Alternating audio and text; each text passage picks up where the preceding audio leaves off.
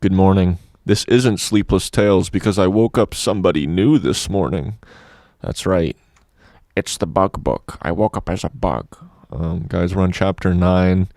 This is, there's 2 chapters left. This and the next, as you'd imagine, of Notes from Underground by Fyodor Dostoevsky. Thank you for joining me tonight to finish this. And without further ado, this is Sleepless Tales. I lied. And don't forget to like, comment, favorite, subscribe, and let's get started. Chapter 9. Into my house, come bold and free, its rightful mistress, there to be. I stood before her crushed, crestfallen, revoltingly confused, and I believe I smiled as I did my utmost to wrap myself in the skirts of my ragged, waiting dress gown. Exact as I'd imagined the scene not long before in a fit of depression. After standing over us for a couple of minutes, Apollon went away. But that did not make me more at ease. What made it worse was that she, too, was overwhelmed with confusion. More so, in fact, than I should have expected. At the sight of me, of course. Sit down, I said mechanically, moving a chair up to the table, and I sat down on the sofa. She obediently sat down at once and gazed upon at me, open-eyed, evidently expecting something from me at once. The naivete of expectation drove me to fury, but I restrained myself. She ought to have tried not to notice, as though everything had been as usual, while, instead of that, and I dimly felt I should make her pay dearly for all this.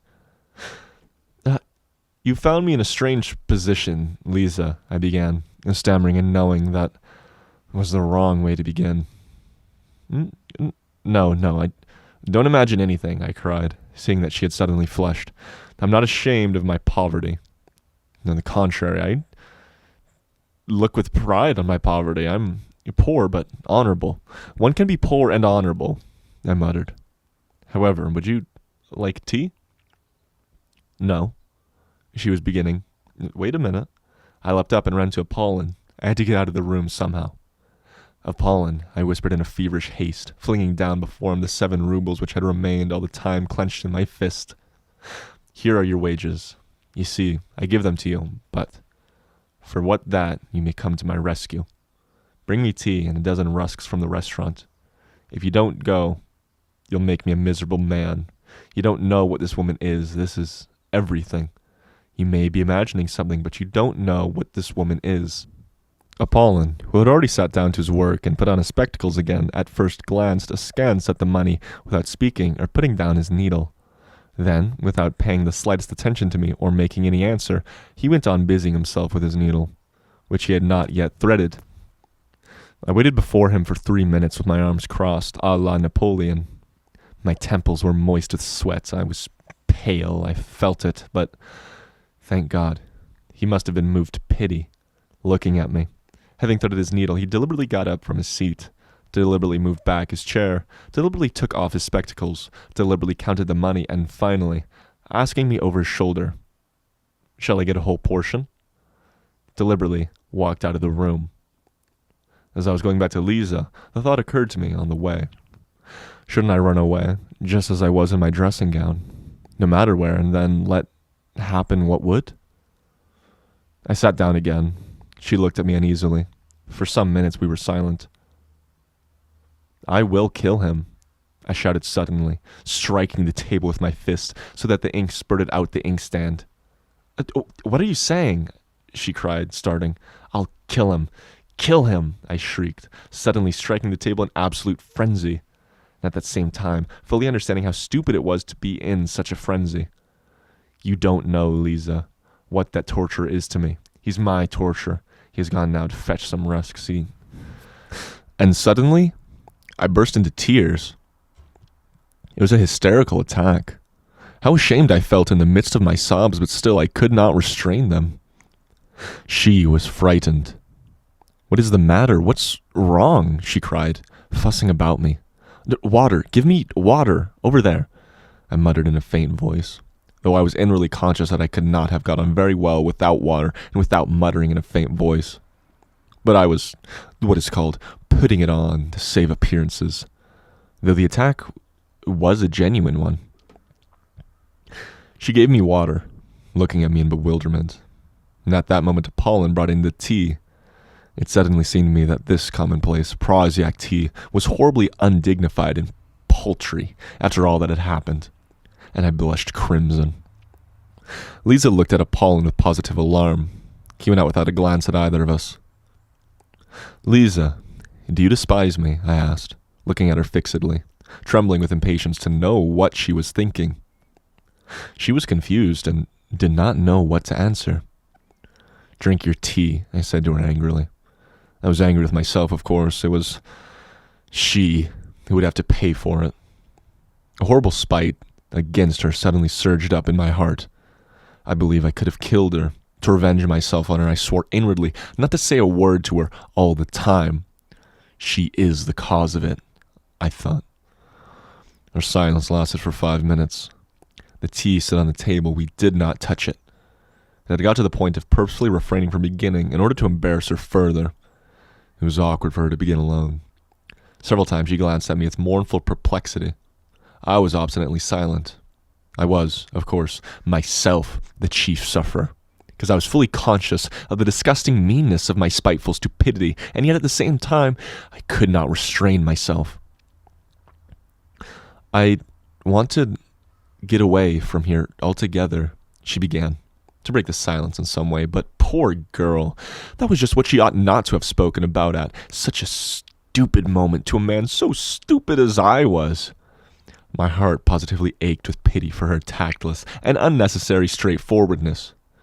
But something hideous at once stifled all compassion in me. It even provoked me to greater venom. I did not care what happened. Another 5 minutes passed. "Perhaps I'm in your way," she began timidly, hardly audibly, and was getting up. But as soon as I saw this first impulse of wounded dignity, I positively trembled with spite, and at once burst out, "Why have you come to me?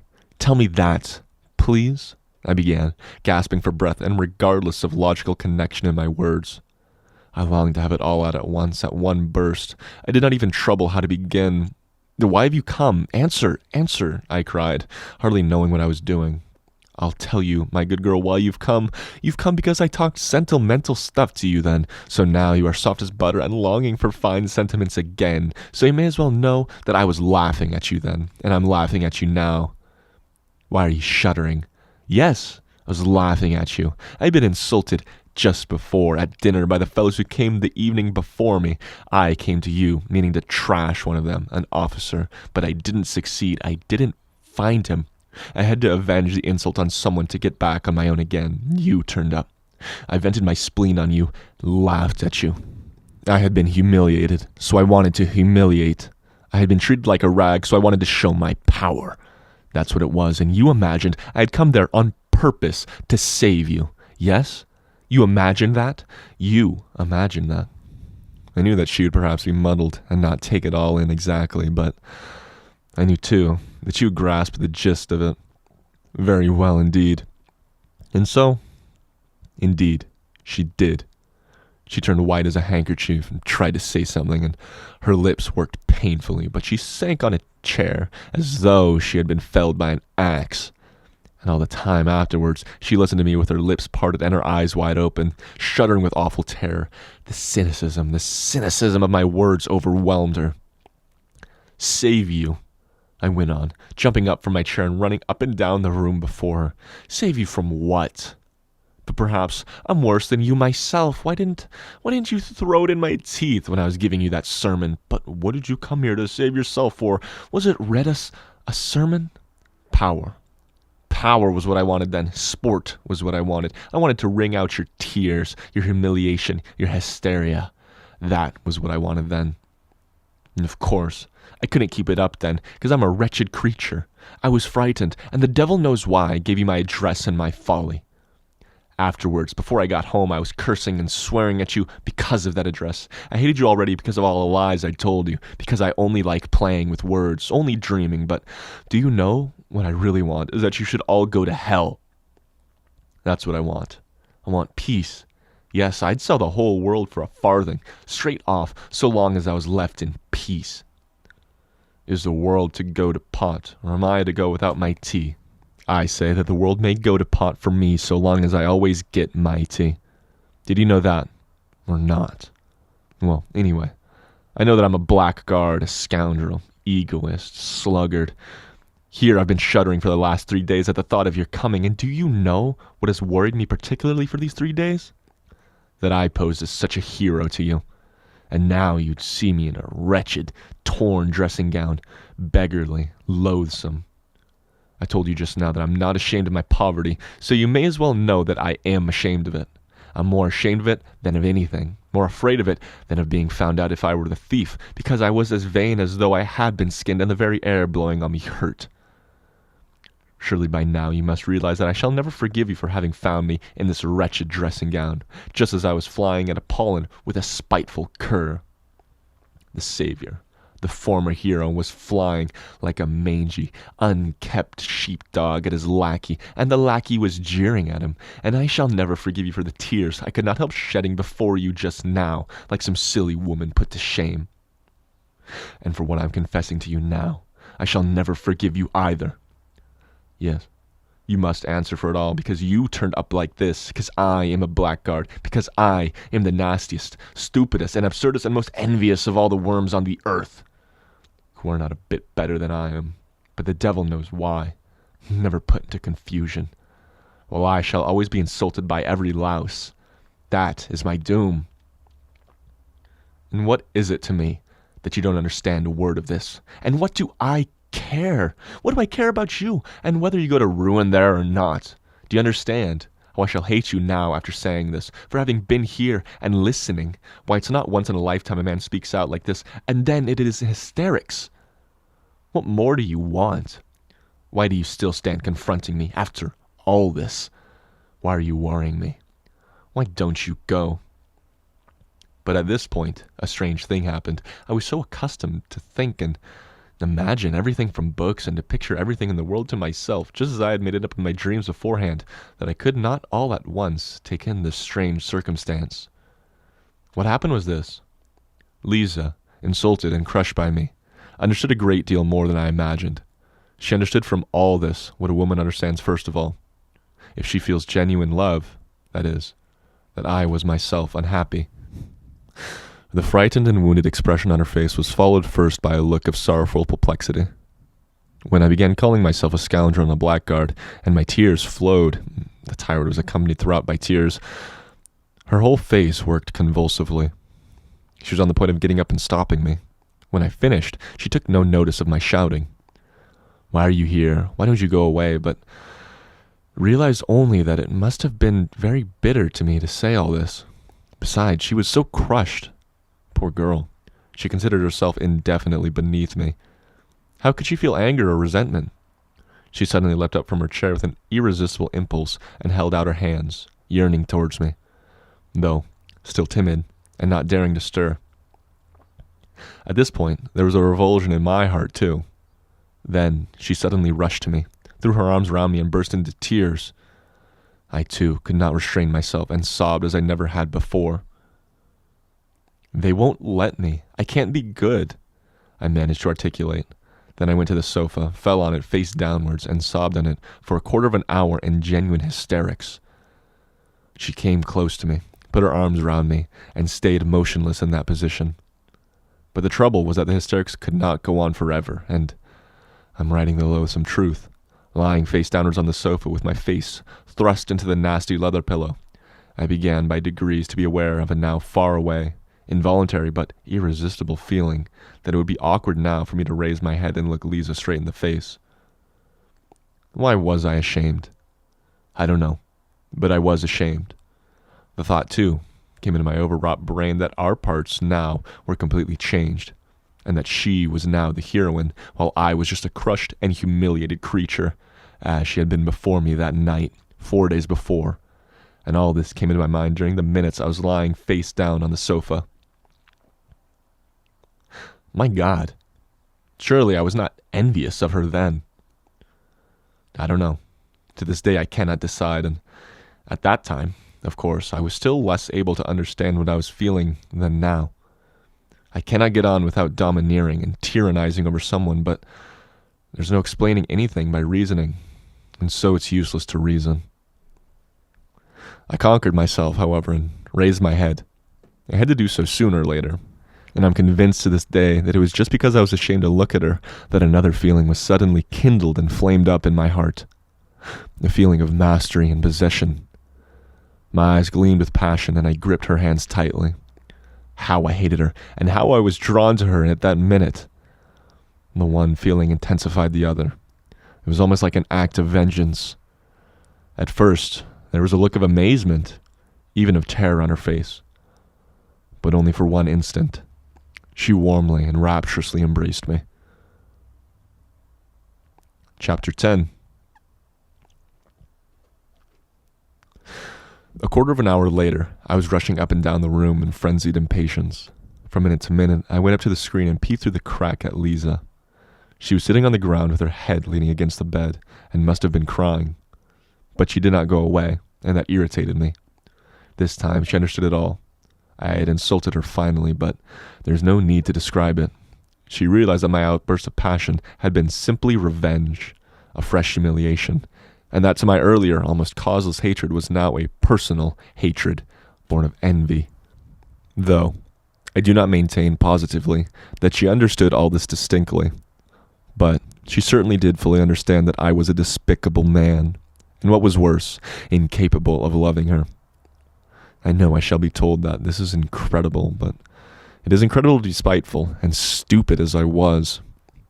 It may be added that it was strange I should not love her, or at any rate, appreciate her love. Why is it strange? In the first place, by then I was incapable of love, for I repeat, with me loving meant tyrannizing and showing my moral superiority.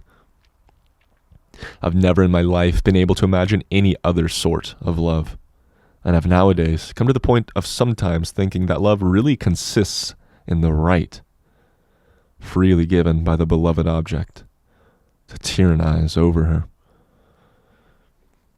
Even in my underground dreams, I did not imagine love except as a struggle. I began it always with hatred and ended it with moral subjugation, and afterwards I never knew what to do with a subjugated object. And what is there to wonder at in that, since I had succeeded in so corrupting myself, since I was so out of touch with the real life as to have actually thought of reproaching her and putting her to shame for having come to me to hear fine sentiments, and did not even guess that she had come not to hear fine sentiments but to love me, because to a woman all reformation, all salvation from any sort of ruin, and all moral renewal is included in love, and can only show itself in that form. I did not hate her so much, however. When I was running about the room and peeping through the crack in the screen, I was only insufferably oppressed by her being there. I wanted her to disappear. I wanted peace, to be left alone in my underground world. Real life oppressed me with its novelty, so much that I could hardly breathe. But several minutes passed, and she still remained, without stirring, as though she were unconscious. I had the shamelessness to tap softly at the screen as though to remind her. She started, sprang up, and flew to seek her handkerchief, her hat, her coat, as though making her escape from me. 2 minutes later, she came from behind the screen and looked with heavy eyes at me. I gave a spiteful grin which was forced, however, to keep up appearances, and I turned away from her eyes. "Goodbye," she said, going towards the door. I ran up to her, seized her hand, opened it, and thrust something in it and closed it again. Then I turned at once and dashed away in haste to the other corner of the room to avoid seeing. Anyways, I did mean a moment, since, to tell a lie, to write that I did this accidentally, not knowing what I was doing, through foolishness, through losing my head, but I don't want to lie. And so I'll say it straight out, that I opened her hand and put the money in it. From spite. It came into my head to do this while I was running up and down the room while she was sitting behind the screen. And this I can say for certain. Though I did that cruel thing purposefully, it was not an impulse from the heart, but came from my evil brain. This cruelty was so affected, so purposefully made up, so completely a product of the brain of books, that I could not even keep it up a minute. First, I dashed away to avoid seeing her, and then, in shame and despair, rushed after Liza. I opened the door in the passage and began listening. "Liza, Liza," I cried on the stairs, but in a low voice, not boldly. There was no answer, and I fancied I heard her footsteps lower down on the stairs. "Liza," I cried more loudly. No answer. But at that minute, I heard the stiff outer glass door open heavily with a creak and slam violently. The sound echoed up the stairs. She had gone. I went back to my room in hesitation. I felt horribly oppressed. I stood still at the table beside the chair on which she had sat and looked aimlessly before me. A minute passed. Suddenly I started. Straight before me on the table I saw a crumpled blue 5-ruble note, the one I had thrust into her hand a minute before. It was the same note. It could be no other. There was no other in the flat, so she had managed to fling it from her hand on the table at the moment when I had dashed into the further corner. Well, I might have expected that she would do that. Might I have expected it? No, I wasn't such an egoist. I was so lacking in respect for my fellow creatures that I could not even imagine she would do so. I could not endure it. A minute later, I flew like a madman to dress, flinging on what I could at random, and ran headlong after her. She could not have got 200 paces away when I ran out into the street. It was a still night, and the snow was coming down in masses and falling almost perpendicularly, covering the pavement and the empty street as though with a pillow. There was no one in the street. No sound was to be heard. The street lamps gave a disconsolate and useless glimmer. I ran 200 paces to the crossroads and stopped short. Where had she gone? Why was I running after her? Why? To fall down before her, to sob with remorse, to kiss her feet, to entreat her forgiveness. I longed for that.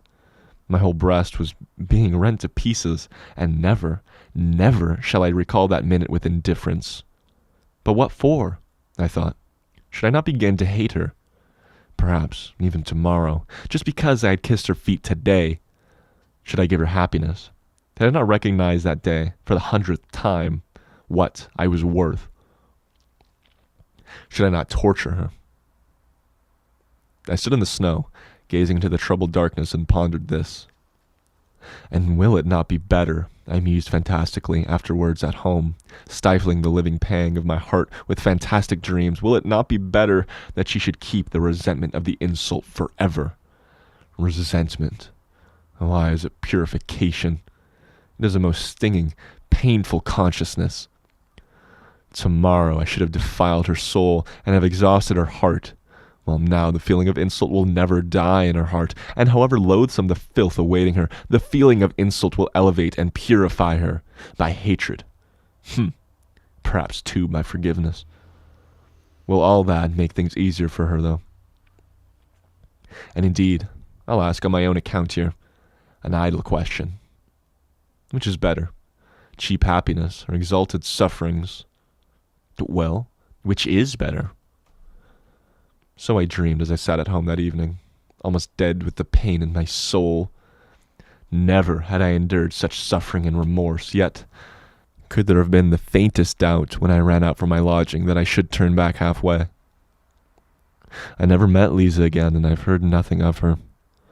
I will add, too, that I remained for a long time afterwards pleased with the phrase about the benefit from a resentment and a hatred, in spite of the fact that I almost fell ill from misery.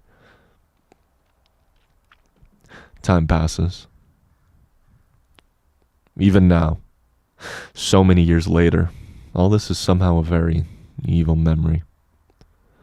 I have many evil memories now, but hadn't I better end my notes here? I believe I made a mistake in beginning to write them, anyways. I felt ashamed all the time I've been writing this story, so it's hardly literature so much as a corrective punishment. Why? To tell long stories, showing how I've spoiled my life through morally rotting in my corner, through lack of fitting environment, through divorce from real life, and rankling spite in the underground world, would certainly not be interesting. A novel needs a hero, and all the traits for an anti-hero are expressly gathered together here. And what matters most is it all produces an unpleasant impression. For we all are divorced from life. We are all cripples, every one of us, more or less. We are so divorced from it that we can feel at once a sort of loathing from real life, and so cannot bear to be reminded of it. Why? We've come along looking upon real life as an effort, almost as hard work, and we are all privately agreed that it is better in the books. And why do we fuss and fume sometimes? Why are we perverse and ask for something else? We don't know what ourselves. It could be the worse from us if our petulant prayers were answered. Come try. Give any one of us, for instance, a little more independence, untie our hands, widen the spheres of our activity, relax the control, and we, yes, I assure you, we should be begging to be under control again at once. I know that you'll very likely be angry with me for that, and will begin shouting and stamping. Speak for yourself, you'll say, and for your miseries in your underground holes, and don't dare to say all of us. Excuse me, gentlemen. I'm not justifying myself with that, all of us. As for what concerns me in particular, I've only in my life carried to an extreme which you have not dared to carry halfway. What's more, you've taken your cowardice for good sense, and have found comfort in deceiving yourselves, so that, perhaps, after all, there's more to life in me than in you. Look into it more carefully. Why? We don't even know what living means now, what it is, and what it is called. Leave us alone without books, and we shall be lost and in confusion at once. We shall not know what to join on to, what to cling to, what to love and what to hate, what to respect, what to despise. We are oppressed at being men, men with a real individual body and blood. We're ashamed of it. We think it a disgrace to try to contrive to be some sort of impossible, generalized man. We're stillborn, and for generations past have been begotten, not by living fathers, and that suits us better and better. We're developing a taste for it. Soon we shall contrive to be born somehow from an idea. But enough. I don't want to write more from underground. The notes of this paradoxalist do not end here. However, he could not refrain from going on with them, but it seems to us that we may stop here.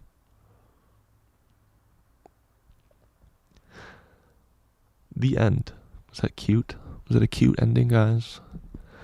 Man, reading the last 5-something pages of this made me think to myself, I kind of know a guy like this, and I kind of hate him. Yeah, well, whatever. It's, I'm a doctor, licensed PhD of nutrition, right? But I'm a doctor, guys. Anyways, I will diagnose this guy with some severe BPD syndrome. It's the act of, I hate my friends when they love me, but I love my friends when they hate me. Maybe that's not BPD. That's emotional. That's abandonment syndrome, right? Attachment issues. That's what it is. This guy has daddy issues. Sad but true. Sad but true. What a funny little book. I feel like I gotta go read the first part of this again, because it is split into 2 parts. The first part being maybe a third of it, and it's just him saying, this is all so, life's so stinky, so bad. And then the second part is him falling down, tripping and farting in front of the commander or whatever, right? So kind of a change of pace in that second half. But yeah, good conclusion to the first, where there's this edgy guy, super edgy, super cool. He's writing a book, and everything about him, so much swagger, right? And then he trips and falls and farts and poops his pants and so on. And that's just real life. What is a book versus reality? I mean, that's another question presented here for the reader to think about. What is? That was a big thing in this time period, actually, is, you know what they say, kids are watching too much TV, kids are watching too many video games, or whatever. The e-girls on Twitch, right? Too many of those. Back in the day, it was, kids these days are reading too many books. So I think he touches on that in a couple points, where it's all he's got left. Where is this underground he finds himself? That is another metaphysical thing. It's certainly not reality underground. This man is living very deep within his own head, as I often do. Because I say this often as well. I relate to this guy. I said I was like him when I was 13, 14, but some of his like general gists, he's not wrong. It's just that it's stupid and lame, and you should think anything else. The truth is, yeah, you can be sad and stinky all the time, but there's more to life than being sad and stinky. And even if you're correct, the truth sucks. You know, that's why you read books. He says it in here himself. He says, oh, the real world, the truth, the reality, I hate it. I'm just going to read a book instead. But in the same phrase, he says, there can only be truth, and so on. And that, no, wait, did he say that? I'm just putting in, where was I going with that? I don't remember. Anyways. Yeah, real life sucks, guys. Just get absorbed in books, but recognize that, you know, you can't get too detached from reality. It's good to be somewhat detached, I suppose. But I don't know. Turning into a fully fledged adult, I've learned that you can do whatever you want, and sure, you can just be delusional. Nothing wrong with that. It'll get you places. Your life is as you choose to have it, you know. Kind of crazy. If reality to you is cutting down trees, and if that's what you want to do, then go do it. I don't know, man. Kind of bizarre, kind of tough like that. At the same time, watch out for your fellow man, or else you'll destroy the planet on accident, and that's not nice. We all hate that. If not for whatever religious obligation, then you can just say, oh, it's just kind of rude, you know, you knob. You hussy, right? Not crazy amount more to say. I quite enjoyed this book, guys. I thought it was pretty good.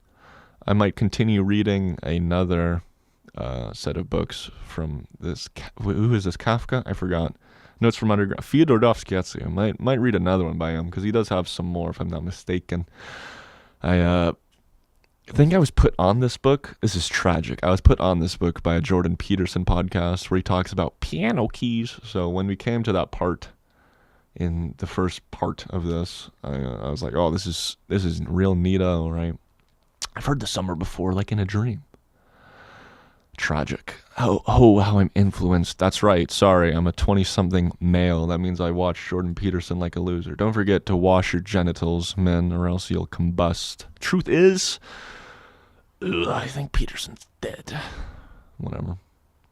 I don't know if you heard from the last part I did, but for the next set of books I was deciding between Lolita, Welcome to the NHK, which is that one's weird. That's another Japanese one. It's a guy, even more, he's probably the most delusional and insane of any of the delusional and insane books that I've read so far.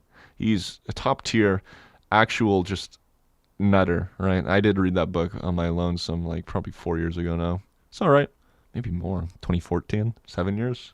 Jeez. Oh, so Lolita, Welcome to the NHK, and the Unabomber Manifesto. And I don't know why I want to read that one, but it seems like it would be fun. If nothing else. I don't think that anyone else has done a narration of it on YouTube, so whatever, right? Free Google AdSense revenue. Am I right? Anyways, that's all I got for you, really. This is Sleepless Tales, as per always. Don't forget to like, comment, favorite, subscribe, and I'll catch you in the next part. Thank you for joining me. You have a great day. Goodbye.